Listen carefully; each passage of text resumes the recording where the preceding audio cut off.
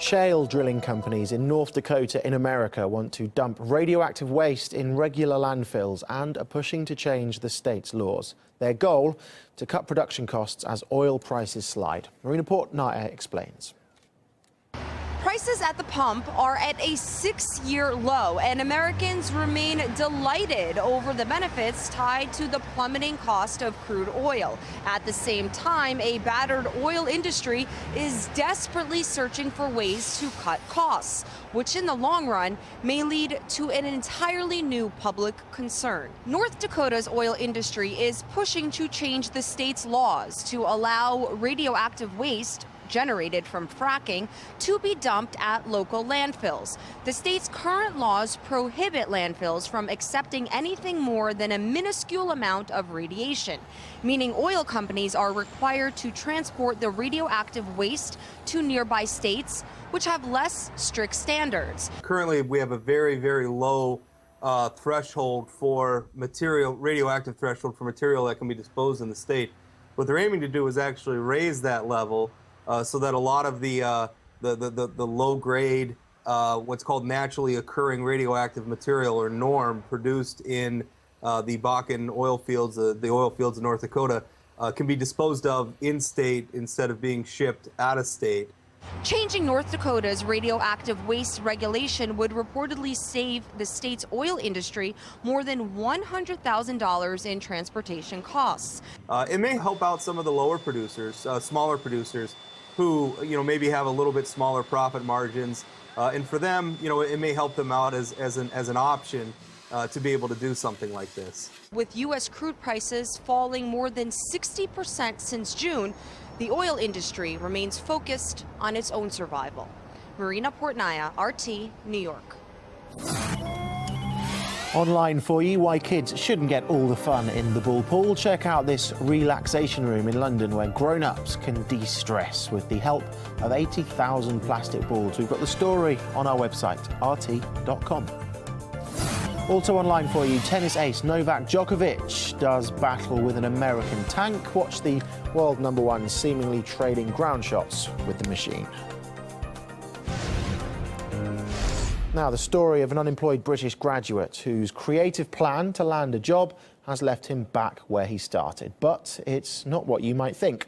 Desperate for work, 22-year-old Alfred Ajani began advertising himself at a railway station, hoping to catch potential employers' eyes.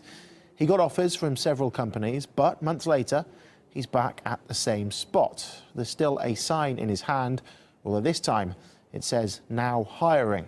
That's because he's now a manager at a recruitment company. Alfred told RT he wants to help those going through the same tough times he endured. I found the courage to get myself down to the station and do what most other graduates ain't doing to stand out and show employers that they're the right person for the role. I was only there for 45 minutes, much quicker than people expected. So I was there for 45 minutes and my battery died in about an hour. Turned it back on to see so many job offers, opportunities in Barcelona, Manchester United got in touch with me. But decided to take the role at the Asura Group to give me freedom to help other graduates because I want a degree to mean something again. We are planning a lot of new innovative activities to inspire graduates and to attract graduates to the Asura Group. My message and advice would be struggle to proceed.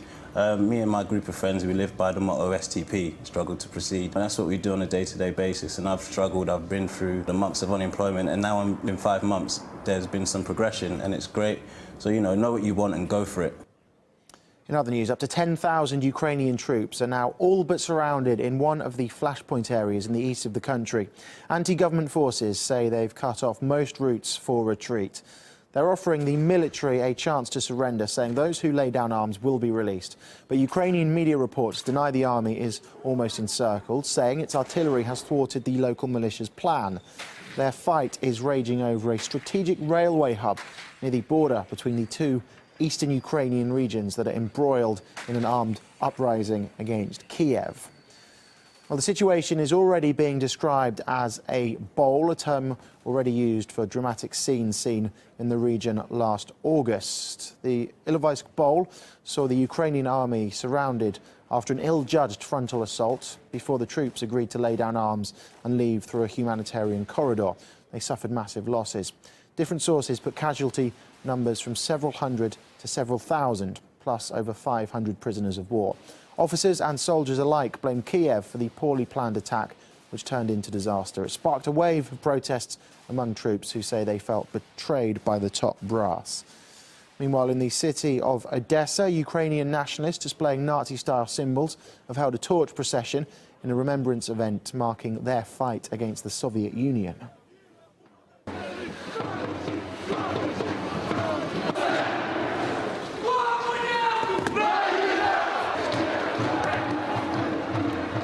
Members of the right sector movement marched through the city, chanting their usual slogans of glory to heroes and Ukraine above all.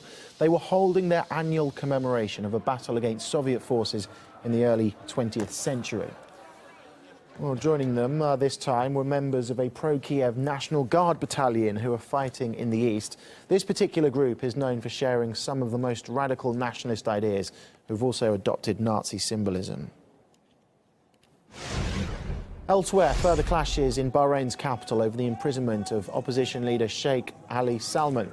Supporters hurled rocks at police forces who responded with tear gas. The Sheikh was arrested last month and charged with inciting regime change through force. The UN High Commissioner for Human Rights called for his release within days of his arrest. A Japanese journalist has been killed in a car crash in southeastern Turkey when her vehicle collided with a truck. She was travelling to cover the planned hostage swap with ISIS. A Jordanian fighter pilot and another Japanese reporter held by ISIS were due to be exchanged for an Iraqi bomber by sunset on Thursday, but the deadline passed without the transfer taking place.